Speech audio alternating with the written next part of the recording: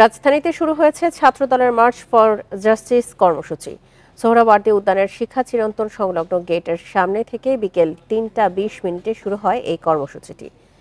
ঢাকা মহানগর উত্তর ও দক্ষিণ ছাত্রদলের পাশাপাশি আশপাশের বিভিন্ন জেলার নেতাকর্মীরাও যোগ দিয়েছেন এই কর্মসূচিতে। শেখ হাসিনার শাসনামলে শিক্ষা প্রতিষ্ঠানে ছাত্রলীগের সন্ত্রাসী কর্মকাণ্ডের যথাযথ বিচার ও সন্ত্রাসীদের সাজা নিশ্চিত করার দাবিতে এই কর্মসূচি পালন করা হচ্ছে। একই সাথে জুলাই আগস্টে ছাত্র জনতার অভ্যুত্থানে ফ্যাসিবাদের দোসর হিসেবে ভূমিকা পালনকারীদের তদন্ত সাপেক্ষে উপযুক্ত ব্যবস্থা গ্রহণের দাবিও জানিয়েছে ছাত্রদল। শিক্ষা চিরন্তন সংলগ্ন সোহরাওয়ার্দী উদ্যানের গেট থেকে শুরু হয়ে শাহবাগ হয়ে মিছিল শেষ হবে কেন্দ্রীয় শহীদ মিনারে।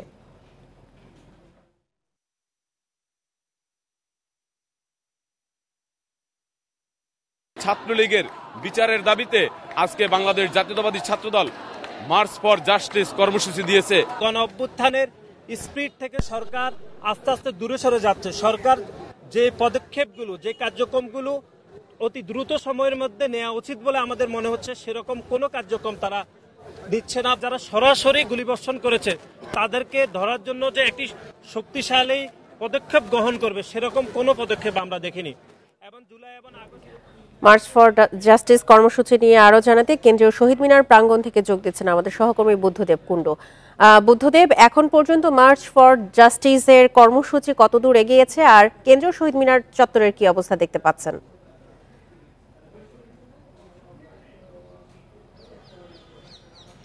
আমরা 2টা থেকে এই কর্মসূচি শুরু হওয়ার কথা থাকলেও আমরা কিন্তু 12টার পর থেকেই এই মৎস্য ভবন, শাহবাগ বা কেন্দ্রীয় শহীদ মিনারের আশেপাশে আমরা ছাত্র দলের বিভিন্ন নেতাকর্মীদের একটি মিছিল নিয়ে তারা সেই ইঞ্জিনিয়ার্স ইনস্টিটিউটে জড়ো হয়েছে। এবং এখনকার পরিস্থিতি যদি আপনাকে বুদ্ধদেব কুণ্ডু, আপনি আমাদের সঙ্গে থাকুন। ইতোমধ্যে 3টা 20 তো সেই কর্মসূচি শুরু হয়ে গেছে। আমরা যাচ্ছি আমাদের আরেক সহকর্মী আলামিনের কাছে, তিনি আছেন সেই কর্মসূচির স্থলে। আলামিন, এখন পর্যন্ত এই মার্চ ফর জাস্টিস কর্মসূচির কতদূর এগুলো, সবশেষ তথ্য নিয়ে জানাবেন। তারা 3টা 20 দিকে বা যে শিক্ষা অনির্বাণ রয়েছে সোহরাওয়ার্দী উদ্যানে, সেখান থেকে তাদের যে কর্মসূচি অর্থাৎ মার্চ ফর জাস্টিস ছাত্রদলের সেটি তারা শুরু করেছে। আপনি নিশ্চয়ই দেখতে পাচ্ছেন যে এখানে তাদের হাজার হাজার নেতাকর্মী ঢাকা উত্তর, দক্ষিণ সহ ঢাকা এবং ঢাকার আশপাশের জেলার থেকে আগত নেতাকর্মীরা স্লোগান নিয়ে তারা শহীদ মিনারের দিকে যাচ্ছেন। ইতিমধ্যেই তারা শাহবাগ অতিক্রম করে এখন টিএসসি হয়ে তারা মূলত তাদের যেখানে কর্মসূচি হওয়ার কথা সেখানে তারা যাচ্ছেন। কিছুক্ষণ আগে গণমাধ্যমে ছাত্রদলের সাধারণ সম্পাদক নাসিরউদ্দিন নাসির তিনি গণমাধ্যমে কথা বলেছেন। তিনি যেটি বলেছেন যে আওয়ামী বা বিগত সরকারের যে সমস্ত দোসররা তারা এখনো প্রশাসন সহ বিভিন্ন স্তরে বসে রয়েছে আর তাদেরকে বিচারের আওতায় আনতে হবে। তারা অন্তর্বর্তী সরকারের প্রতি দাবি জানিয়েছেন। গেল 15 বছর ছাত্রলীগ বিভিন্ন ক্যাম্পাস থেকে শুরু করে যে রক্তপাত ঘটিয়েছে, অপরাধ কর্মকাণ্ড ঘটিয়েছে, সে কর্মকাণ্ডের প্রত্যেকটি নেতাকর্মীদের বিচার করতে হবে। তারা যেটি বলছেন যে ক্যাম্পাসে গণতান্ত্রিক যে পরিবেশ, সেই পরিবেশ নিশ্চিত করতে হবে এবং ছাত্রলীগের বিচার করতে হবে। তারা এর বাইরে আমরা দেখেছি যে দিল্লি না ঢাকা, ঢাকা ঢাকা এই স্লোগানও দিচ্ছেন। তারা আওয়ামী সিন্ডিকেট অর্থাৎ বিগত 16 বছরের যে শাসন ব্যবস্থায় যারা বিভিন্ন জায়গায় নেতৃত্ব অবস্থায় ছিলেন তারা এখনও নেতৃত্বে আছেন, প্রশাসন সহ নানা স্তরে ক্যাম্পাসে শিক্ষা প্রতিষ্ঠানের বিভিন্ন দায়িত্বশীল পদে আছেন, তাদেরকে সরিয়ে দেওয়ার দাবিও তারা এই মার্চ ফর জাস্টিস সেটি করেছেন। আমরা ছাত্রদলের সাধারণ সম্পাদক নাসিরউদ্দিন নাসিরের কাছে জানতে চেয়েছিলাম যে তারা পরবর্তী কোনো কর্মসূচি ঘোষণা করবে কিনা। তারা যেটি বলছেন যে ছাত্রদল নেতাকর্মীদের সঙ্গে বৈঠকে বসে হয়তো বা শাহবাগের কেন্দ্রীয় শহীদ মিনারের পক্ষ থেকে তারা সেই দাবি দিবেন। তাদের কাছে জানতে চেয়েছিলাম যে বিভিন্ন ছাত্র সংগঠন বিভিন্ন ক্যাম্পাসে ছাত্র সংসদ নির্বাচনের একটি দাবি করেছে, সেই দাবির পক্ষে তারা সহমত জানিয়েছেন কিনা। তারা যেটি বলেছেন যে ক্যাম্পাসে গণতান্ত্রিক পরিবেশ নিশ্চিত করতে যা যা করা দরকার সেক্ষেত্রে ক্যাম্পাস সহ প্রশাসনের দায়িত্বশীল যারা আছেন তাদেরকে তারা সহযোগিতা করবেন। আপনি নিশ্চয়ই দেখতে পাচ্ছেন যে বিভিন্ন জায়গা থেকে মানিকগঞ্জ, গাজীপুর, ঢাকা উত্তর, ঢাকা দক্ষিণ সহ ঢাকায় যতগুলো শিক্ষা প্রতিষ্ঠান রয়েছে সেই সব প্রতিষ্ঠানের প্রত্যেকটি থেকে ছাত্রদলের নেতাকর্মীরা মিছিল এখানে এসেছেন। ঢাকা কলেজ থেকে মিছিল নিয়ে এসেছেন, ইডেন কলেজ থেকে মিছিল নিয়ে এসেছেন, ইডেন মিরপুর বাংলা কলেজ সেটি থেকে নিয়ে এসেছেন, নরসিংদী থেকে জি আলামিন, আপনি আমাদের সঙ্গে থাকুন। আমরা আবারও যাচ্ছি আমাদের সহকর্মী বুদ্ধদেব কুণ্ডুর কাছে। বুদ্ধদেব, আপনি নিশ্চয়ই আলামিনের কথা শুনতে পাচ্ছিলেন। শাহবাগ থেকে নেতাকর্মীরা কর্মসূচি নিয়ে কেন্দ্র শহীদ মিনার অভিমুখে যাত্রা শুরু করেছে। এই মুহূর্তের পরিস্থিতি আপনি কেমন দেখছেন সেই এলাকায়? হ্যাঁ, এতক্ষণ যে মিছিলটার জন্য বা মার্চ ফর জাস্টিসের যে নেতাকর্মীদের যে অংশগ্রহণ ছিল সেটা কিন্তু পদযাত্রা শেষে এই মাত্র শহীদ মিনারে এসে তারা পৌঁছেছে একটি বিশাল দল। এখানে তাদের আমি যদি আমার সহকর্মীর মাধ্যমে দেখাতে চাই, আপনি কিন্তু দেখাতে লাইভ আমি যদি দেখাতে চাই সেই সহকর্মীর মাধ্যমে এখানে পদযাত্রা থেকে নেতাকর্মীরা আসলে ছাত্রলীগ ও আওয়ামী লীগ বিরোধী বিভিন্ন স্লোগান কিন্তু দিচ্ছেন। নেতাকর্মীদের হাতে জাস্টিস ডিলেইজ ইজ জাস্টিস ডিজাইন, say no to mobocracy, stop of mob justice, এ ধরনের তারা স্লোগান কিন্তু দিচ্ছে এবং তাদের ব্যানার ফেস্টুনেও কিন্তু এগুলো লেখা আছে। আওয়ামী সিন্ডিকেট ভেঙে দাও, গুড়িয়ে দাও, এরকম স্লোগান তারা দিচ্ছে নেতাকর্মীরা। এবং আপনি জানেন যে এই যে শহীদ মিনারের এখানে তারা জড়ো হবে এবং এখানেও কিন্তু তাদের যে দাবি দেওয়া সেগুলো নিয়ে গণমাধ্যম কর্মীদের সাথে কথা বলবে বলে আমরা জানতে পেরেছি। এখানে আপনি নিশ্চয়ই স্লোগান শুনছেন যে বিগত আওয়ামী লীগ সরকারের সময়ের যে আওয়ামী লীগের প্রধান যে শেখ হাসিনার বিরুদ্ধে এখানে স্লোগান দেওয়া হচ্ছে। এখানে প্রতিষ্ঠানে যে ছাত্রলীগ যে ধরনের সন্ত্রাসী কর্মকাণ্ড করেছে তার বিচার দাবি এবং সে বিচারটা সাধারণ নিশ্চিত করা যায় সেই কথাও কিন্তু তারা বলছেন। এখানকার নেতাকর্মীরা বলছেন যে শুধু তাই নয়, জুলাই এবং আগস্টের গণ অভ্যুত্থানে যারা দোষর হিসাবে বা ফ্যাসিবাদ হিসাবে কাজ করেছে তাদেরও কিন্তু বিচারের সম্মুখীন হতে হবে, তাদের বিচারটা নিশ্চিত করা হবে, এমনটি কিন্তু এখানকার নেতাকর্মীরা দাবি জানাচ্ছেন। এখানে আরেকটা বিষয় আপনি অবশ্যই দেখতে পাচ্ছেন যে এখানে খন্ড খন্ড মিছিল নিয়ে এবং নেতাকর্মীরা বাংলাদেশ জাতীয়তাবাদী ছাত্র দল তাদের বিভিন্ন প্লে কার্ড তাদের আছে, justice for Chhatra League, victims, no more silent, এরকম বিভিন্ন দাবি কিন্তু তাদের আছে।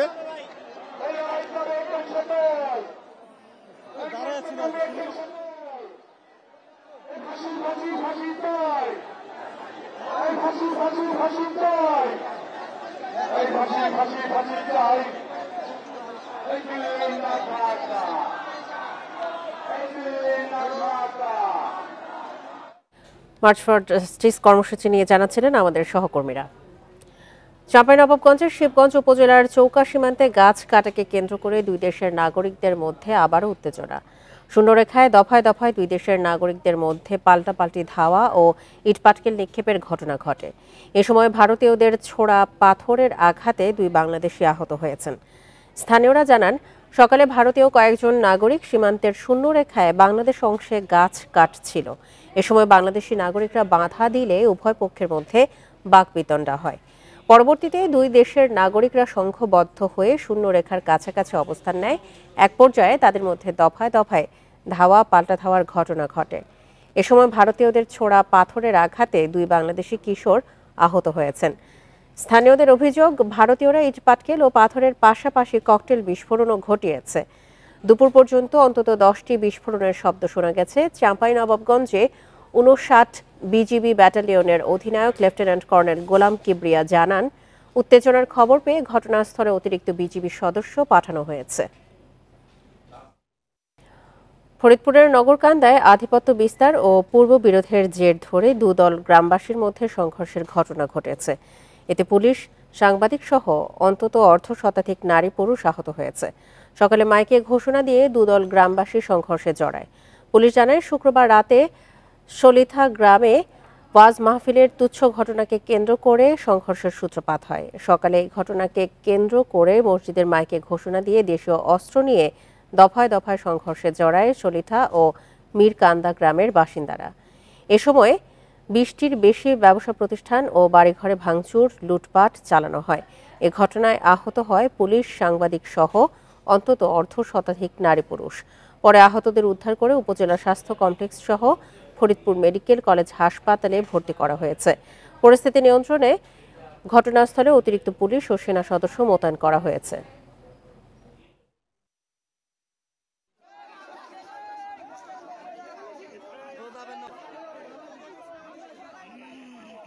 আধিপত্য নিয়ে তাদের মধ্যে পূর্বের একটা বিরোধ ছিল, এতটুকু আমরা জানতে পারছি। তো এই পূর্বের বিরোধ থেকেই গতকাল রাত থেকেই উত্তেজনা বিরাজ করতেছিল।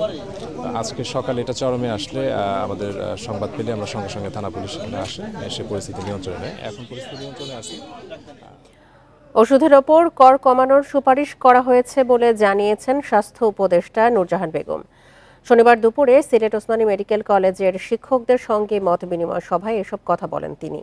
দেশের প্রত্যেকটি সরকারি মেডিকেল কলেজ হাসপাতালে জনবল সংকট নিরসনে কাজ করছে বলেও জানান তিনি। স্বাস্থ্য খাতে অনেকগুলো সংস্কারের বিষয় আছে উল্লেখ করে উপদেষ্টা বলেন, সংস্কার কমিটির রিপোর্ট পেলে সেসব সংস্কার করা হবে। অন্তর্বর্তী সরকারের মেয়াদে সবগুলো সংস্কার হয়তো করা সম্ভব হবে না, তবে পরবর্তীতে যারা ক্ষমতায় আসবে তারা বাকি সংস্কার করবে বলেও আশাবাদ জানান তিনি।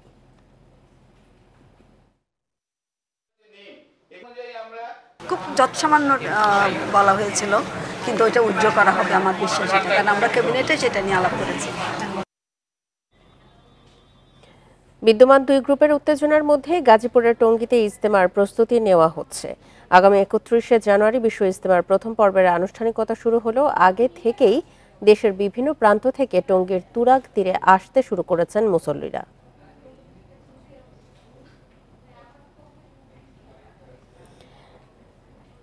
এদিকে ইজতেমা ময়দানে স্বেচ্ছাসেবকরা জানান, ইতোমধ্যে চটের শামিয়ানা টাঙানো, খুঁটি, মাইক লাগানো সহ প্রস্তুতির 70% কাজ শেষ।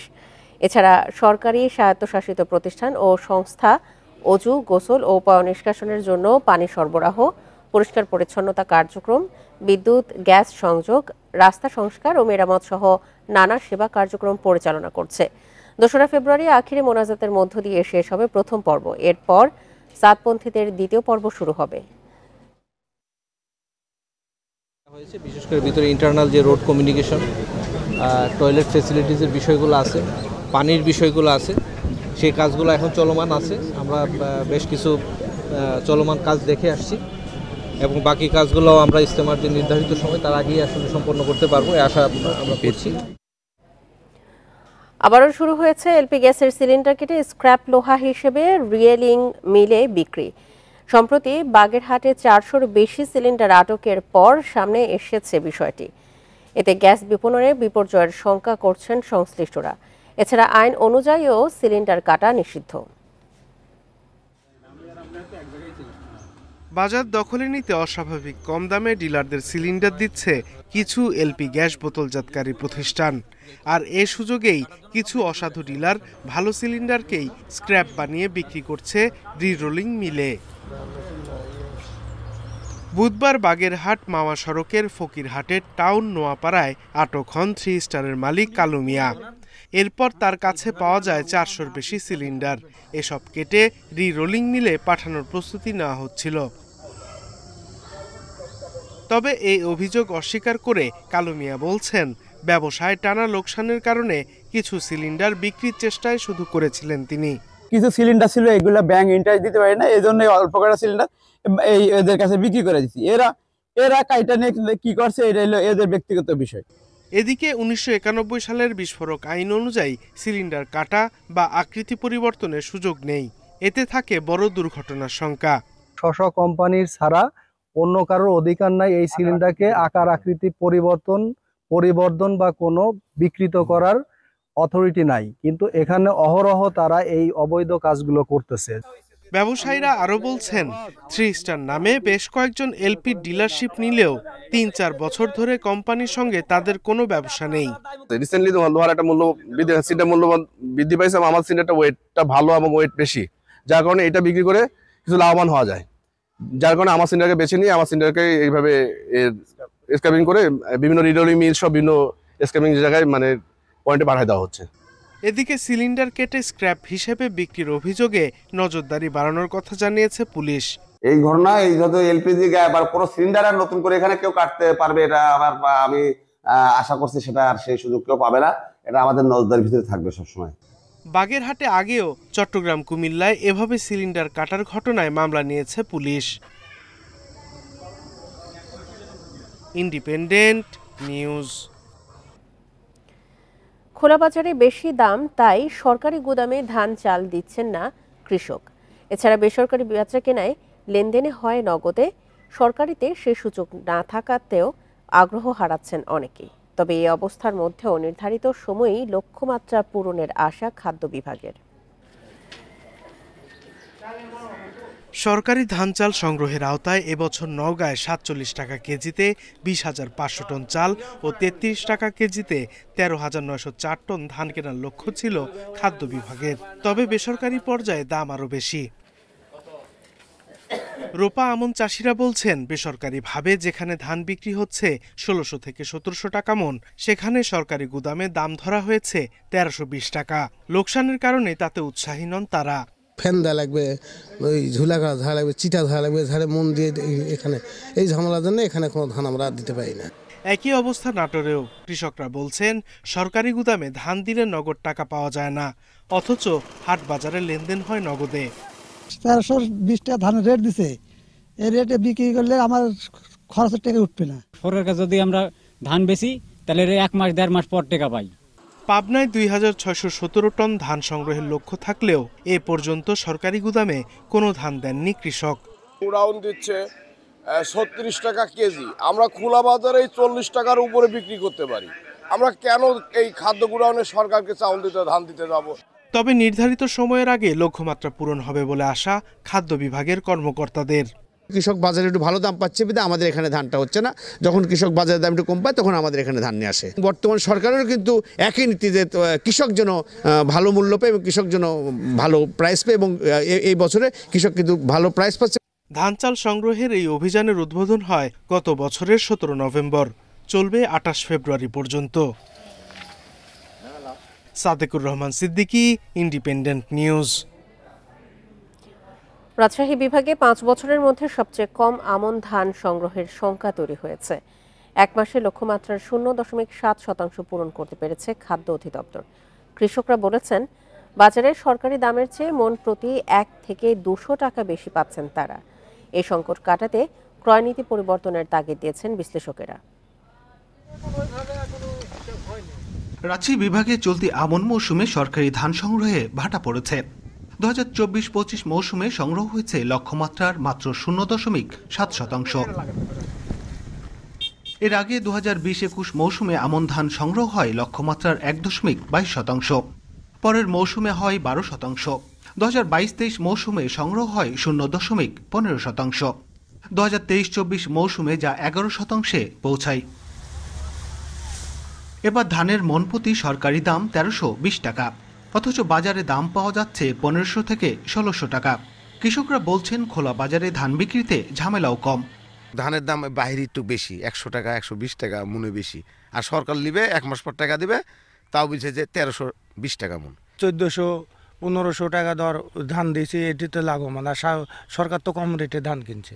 বিশ্লেষকরা বলছেন, সরকারের ক্রয় নীতিতে বদল না আনলে সংকট কাটবে না। কৃষকের স্বার্থ বুঝেই নির্ধারণ করতে হবে দাম। সিজন শেষ হয়ে যাচ্ছে তখন বা শেষের দিকে এসে ধান কেনার চেষ্টা করে বা কেনে। এখানে এই গ্যাপটার কারণেই সরকারের প্রতি আগ্রহ। কৃষক যে ধান বিক্রি করে যে প্রপার মূল্যটা পাবে, সেটা সরকারের কাছ থেকে না পাওয়ার কারণেই এই ঘটনাটা ঘটে। বাজার ও সরকারি দামের পার্থক্য কমাতে চেষ্টা চলছে বলে জানিয়েছেন খাদ্য অধিদপ্তরের কর্মকর্তারা। 10 থেকে 15 দিনের চালে আমরা রিসিভ করি, তো সেই ক্ষেত্রে তারা সরকারকে এই চালটা দিয়ে দিবে, এটাই তো নিয়ম। এটা সারা বিশ্বে আছে, এগুলো এই প্রক্রিয়ায় আছে। এখন আপনি যেটা বলছেন, টোটাল প্রকিউরমেন্ট সিস্টেম নিয়ে সরকার চিন্তা ভাবনা করতেছে। সরকারিভাবে রাজশাহী বিভাগে আমন ধান সংগ্রহের লক্ষ্য ৫৬,৩৬৯ টন। সংগ্রহ হয়েছে প্রায় ৪০০ টন। আগামী ২৮ ফেব্রুয়ারি পর্যন্ত চলবে কার্যক্রম। Mustafizur Rahman, independent News, Rajshahi. কাল বাড়বে শীতের তীব্রতা, আর এরপর দেশের কোথাও কোথাও মৃদু থেকে মাঝারি শৈত্যপ্রবাহ বয়ে যেতে পারে বলে সতর্ক করেছে আবহাওয়া অফিস। এ সময় মেঘাচ্ছন্ন থাকতে পারে আকাশ। দেশের উত্তর পশ্চিমের রংপুর, রাজশাহী, খুলনা বিভাগের ওপর দিয়ে বয়ে যেতে পারে এই শৈত্যপ্রবাহ। এছাড়া ফেব্রুয়ারি জুড়েই থাকছে শীতের অনুভূতি। এদিকে তাপমাত্রা কিছুটা কমে যাওয়ার সঙ্গে হিমেল বাতাস যোগ হওয়ায় হঠাৎ করেই রাজধানীতে বেড়েছে শীত। এছাড়া সকালে দেশের সর্বনিম্ন তাপমাত্রা রেকর্ড করা হয়েছে শ্রীমঙ্গলে 11.4 ডিগ্রি সেলসিয়াস।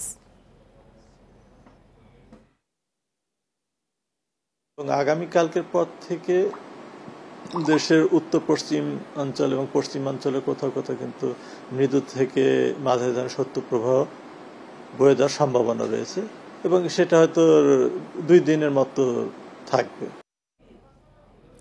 খাগড়াছড়ি হয়ে রাঙামাটির সাজেক সহ বিভিন্ন পর্যটন কেন্দ্রে যেতে গুরুত্বপূর্ণ বেইলি ব্রিজ ঝুঁকিপূর্ণ হওয়ায় প্রায়ই ঘটছে দুর্ঘটনা। সেতুর বেহাল দশার কারণে কয়েক কিলোমিটার ঘুরে পৌঁছতে হয় গন্তব্যে। 5 টনের বেশি মালামাল নিয়ে চলাচল নিষিদ্ধ হলেও তোয়াক্কা করছেন না চালকেরা। দুর্ঘটনা ও ভোগান্তি এড়াতে পাকা সেতু নির্মাণের দাবি স্থানীয়দের। দীঘিনালা লঙ্গুদি সড়কের চৌমুনি এলাকায় সম্প্রতি অতিরিক্ত কাঠ বোঝাই করে ট্রাক চলাচলের কারণে খুলে পড়ে বেইলি ব্রিজের পাটাতন। এতে রাঙামাটির লঙ্গুদুর সাথে খাগড়াছড়ি সহ সারা দেশে সড়ক যোগাযোগ ব্যাহত হয়। প্রায় 2 দিন সড়কে ভারী পণ্য ও যাত্রীবাহী যান চলাচল বন্ধ থাকে। 1990 সালে নির্মিত সেতুটিতে ঝুঁকি এড়াতে 5 টনের বেশি ভারী যান চলাচল নিষেধ থাকলেও মানা হচ্ছে না। এতে সেতুর ক্ষতির পাশাপাশি ঘটছে দুর্ঘটনা। বেইলি ব্রিজটা অতি ঝুঁকিপূর্ণ বর্তমানে, যেমন এটাকে 2-3 বার অলরেডি ভেঙে পড়ছে। রাস্তা ক্রসিং এর সময় গাড়ি অনেক সময় একটার সাথে একটা বেজে যায়, মানুষ ক্ষতিগ্রস্ত হয়। দীঘিনালা লঙ্গুদু সড়ক, দীঘিনালা সাজেক ও পানছড়ি সড়কে এমন আরো কয়েকটি বেইলি ব্রিজ ঝুঁকিপূর্ণ। তাই দ্রুত পাকা সেতু নির্মাণের দাবি স্থানীয় ব্যবসায়ীদের। সরকার এগুলো যদি পাকা ব্রিজ করে তাহলে বর্তমানে এখানে ওই পর্যটক হিসেবে দুর্ঘটনা থেকে মানুষ একটু রেহাই পায়। সড়ক বিভাগ বলছে ঝুঁকিপূর্ণ বেইলি ব্রিজের পরিবর্তে পাকা সেতু নির্মাণের প্রকল্প চলমান। আমরা একটি ওয়ার্কার অলরেডি দিয়ে দিয়েছি, আরেকটির আপনার রয়েছে প্রোগ্রাম পাস হয়েছে, আমরা ইতিমধ্যে 10 বছর আগের দিকে যাব।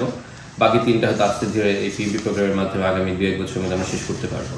খাগড়াছড়িতে ছোট বড় 8টি বেইলি ব্রিজ রয়েছে, সবগুলোই বর্তমানে ঝুঁকিপূর্ণ হয়ে পড়েছে। Independent news. চাঁদপুর শহরে প্রথমবারের মতো সামুদ্রিক মাছের মেলা শুরু হয়েছে। শহরের গুণরাজদী এলাকায় 30 থেকে 35 প্রজাতির সামুদ্রিক মাছ পাইকারি ও খুচরায় বিক্রি করা হচ্ছে।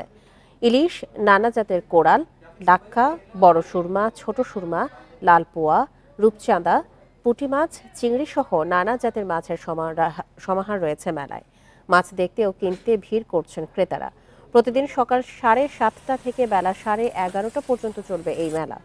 ব্যবসায়ীরা জানান, প্রতিকূল পরিবেশ থাকলে 3 থেকে 4 মাসের জন্য এই মেলা চলবে। এখানে 150 টাকা কেজি থেকে 1100 টাকা কেজিতে মাছ বিক্রি হচ্ছে। মাছের যে আয়োজনটা হলো, এই আয়োজনের মাধ্যমে চাঁদপুরবাসী এটা প্রথম একটা মেসেজ পাইলো। এই মেসেজের মাধ্যমে জানতে পারলো যে চাঁদপুরে এখন সামুদ্রিক মাছ আছে। আমাদের এখানে 30-35টা আইটেমের মাছ আছে আর কি। আর সমুদ্রের মাছ তো এগুলা অনেকে দেখতে আসে। লক্ষ্মীপুরে আয়োজন করা হয়েছে দিনব্যাপী পিঠাপুলির মেলা। শতাধিক স্টলে বিভিন্ন পিঠার পসরা সাজিয়ে বসেন শিক্ষক শিক্ষার্থীরা। সকালে Lakshmipur national ideal school and college campus মাঠে মেলার উদ্বোধন করেন জেলা প্রশাসক রাজীব কুমার সরকার। জিরা পিঠা, ভাপা, নকশি, চিতই, পাটিসাপটা, জামাই বরণ পিঠা, ডাল ও তালের পিঠা সহ 2 শতাধিক পিঠা রয়েছে স্টলে।